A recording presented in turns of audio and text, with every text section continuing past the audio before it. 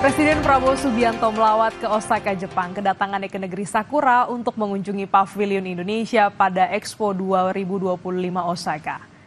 Setibanya di pavilion, Prabowo disuguhkan dengan desain arsitektur menyerupai kapal megah yang melambangkan warisan maritim Indonesia. Usai dari Osaka, Prabowo bertolak ke New York, Amerika Serikat untuk menghadiri sidang ke-80 Majelis Umum PBB dan akan berpidato.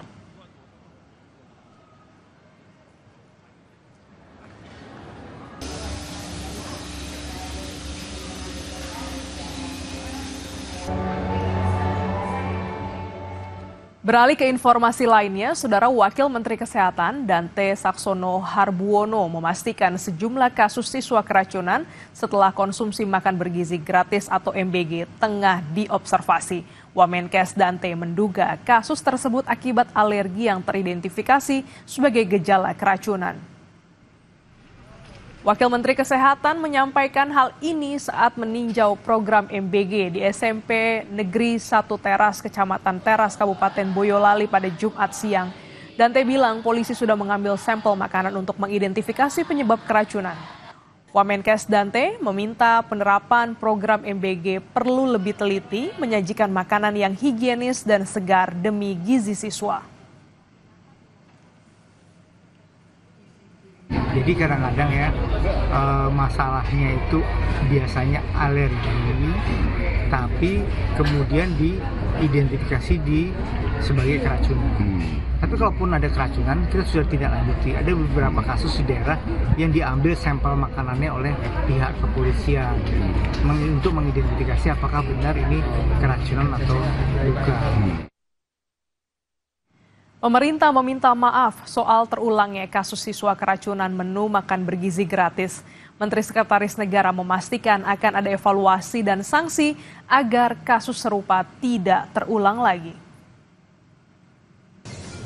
Pertama-tama tentunya kami atas nama pemerintah dan mewakili Badan Gizi Nasional memohon maaf karena telah terjadi kembali beberapa kasus di beberapa daerah yang tentu saja itu bukan sesuatu yang kita harapkan dan bukan suatu kesengajaan. Nah, namun demikian tentu saja ini menjadi bahan evaluasi dan catatan.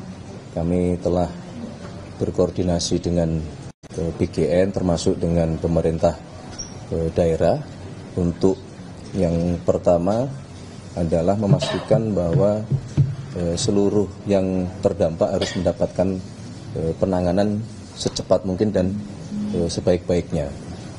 Yang kedua tentu harus dilakukan upaya evaluasi termasuk mitigasi perbaikan supaya masalah-masalah seperti ini tidak terulang kembali.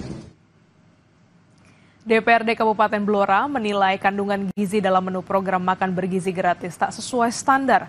Anggota Dewan Blora meminta Koordinator Wilayah Satuan Pelayanan Pemenuhan Gizi (SPPG) menegur sejumlah pemilik dapur.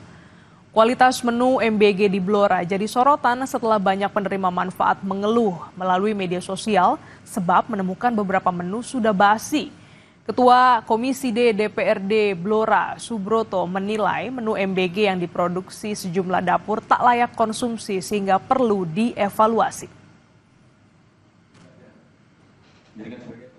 Banyak aduan dari masyarakat kaitannya tidak layaknya menu yang disampaikan ke anak-anak kita.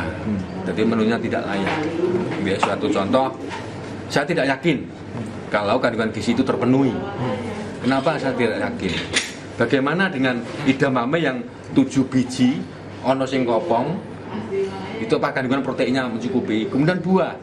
Nah, hanya 1 kurma dan 3 kelengkeng kecil. Apakah memenuhi? Meskipun saya tidak ahli gizi. Sementara itu, Saudara, 10 siswa diduga keracunan MBG di Garut, Jawa Barat dirawat intensif di Puskesmas Kecamatan Kadung Ora sejak Selasa lalu. Polisi masih menyelidiki dan menguji sampel makanan untuk mengetahui penyebab siswa keracunan.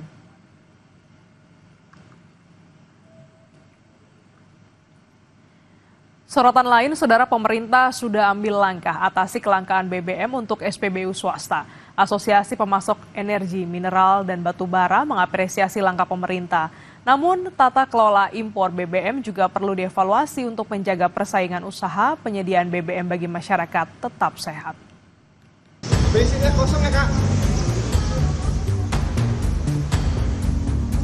Merespons kelangkaan stok BBM swasta yang terjadi sepanjang 3 pekan ini, pemerintah melalui Kementerian ESDM langsung mengambil sikap dengan memanggil pengelola SPBU swasta. Kementerian ESDM menawarkan solusi agar pihak swasta membeli bahan dasar BBM impor melalui Pertamina. Dari pertemuan tersebut, disepakati swasta membeli BBM impor dari Pertamina dengan melibatkan masing-masing surveyor.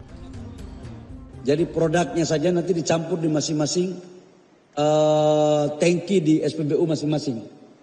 Dan ini juga sudah disetujui, ini solusi. Juga kita sepakati untuk melakukan dengan joint surveyor. Jadi barang belum berangkat, ada surveyor yang sama-sama disetujui di sana.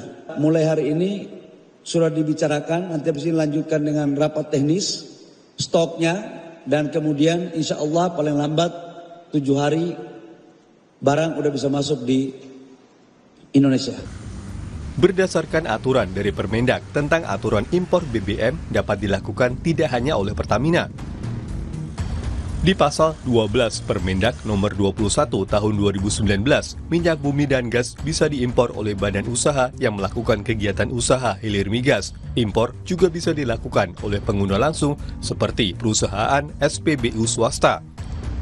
Jika impor untuk swasta telah habis, maka SPBU swasta bisa membeli lewat Pertamina. Haryanto PLT Kepala Biro Komunikasi Pelayanan Informasi Publik dan Kerjasama Kementerian ESDM dalam rilis menyebut data dari Kementerian ESDM, Pertamina Patraniaga masih memiliki sisa kuota impor sebesar 34% atau sekitar 7,52 juta kiloliter. Asosiasi Pemasok Energi Mineral dan Batu Bara (ASPBindo) mengapresiasi langkah pemerintah memfasilitasi pembelian BBM impor bagi swasta. Bagi ASPBindo berharap pemerintah tidak hanya fokus pada jangka pendek saja. Perlu ada evaluasi dari tata kelola BBM impor bagi swasta agar akar permasalahan bisa diselesaikan. Oleh pemerintah saat ini menjadi ya langkah win-win solusi lah ya, yang bisa dalam jangka pendek mengatasi persoalan yang dihadapi ya. Saya bisa ada perencanaan yang lebih matang dan firm juga ya, sehingga kelangkaan yang terjadi ya baik di awal tahun lalu dan di pertengahan tahun ini bisa diatasi ya. Komisi Pengawas Persaingan Usaha atau KPPU menilai saat ini ada tren migrasi konsumen BBM subsidi ke non-subsidi. Bahkan dari Pertamina ke swasta, pola konsumen yang semakin dewasa untuk beralih dari BBM yang komersial harusnya dijaga oleh pemerintah. Pemerintah juga harus menjaga persaingan antara Pertamina dan SPBU swasta tetap sehat agar konsumen bisa mendapatkan pilihan sesuai dengan inovasi dan kreasi masing-masing perusahaan. Ya betul, jadi memang datanya memang menunjukkan ada tren ya, tren peningkatan konsumsi dari BBM non-subsidi ya.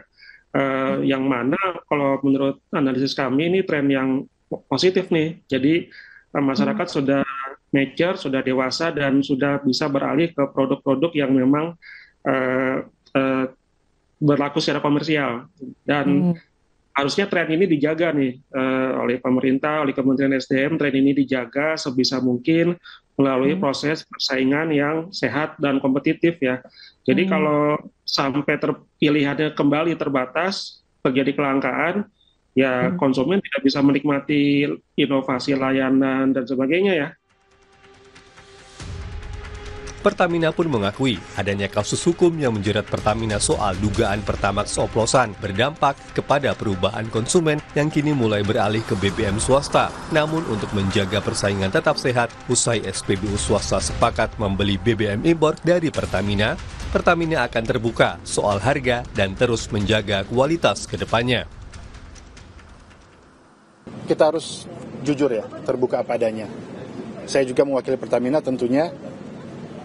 Dengan adanya persoalan hukum, kasus tata kelola yang saat ini sedang berlangsung di Pertamina, tentunya menjadi keperhatian kita bersama, baik dari kualitas, baik dari joint surveyor bersama-sama, kita melihat dari pada saat pengiriman, termasuk juga dari sisi harga, kita akan terbuka sama-sama dengan SPBU swasta, kita akan open book, kita supaya transparan, dan tentunya kita berharap agar supaya harga di masyarakat tidak ada kenaikan. Langkah mitigasi telah diambil oleh pemerintah melalui Kementerian ESDM untuk mengatasi kelangkaan stok BBM swasta. Kini evaluasi tata kelola impor BBM untuk swasta serta perbaikan dari Pertamina harus dilakukan agar iklim persaingan usaha pelayanan BBM bagi masyarakat bisa sehat dan terjaga. Tim Liputan, Kompas TV.